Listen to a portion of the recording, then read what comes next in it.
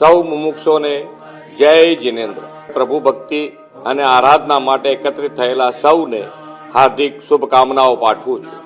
આપ સૌ નવકાર મંત્રનો પાઠ કરવા એકત્ર થયા છો ત્યારે એ મંત્રના મહિમાને પણ સમજવો જરૂરી છે. તેમાં કહેવાયેલા એક એક ઉપદેશને સમજવો જરૂરી છે. પરમ પૂજ્ય દાદા ભગવાને કહ્યું છે કે નવકાર મંત્ર તો સંસારમાં હરેકને મદદ કરતા છે. આ મંત્રમાં સૌ ઉચ્ચ કોટીના ભગવંતોને નમસ્કાર અને તેમનું પવિત્ર સ્મરણ કરે છે. આ નવકાર મંત્ર તો એવો મંત્ર છે કે એક જ ફેરા નવકાર ગણ્યો હોય ને તો તેને એનું ફળ આવતા કેટલાય દાડા સુધી મળ્યા કરે છે. એટલે રક્ષણ આપે એવું આ ફળ મંત્રમાં છે. નવકાર મહામંત્ર માત્ર જૈન મંત્ર નથી, પરંતુ શાંતિ, અહિંસા અને વિશ્વ કલ્યાણનો એક શક્તિશાળી સ્ત્રોત છે.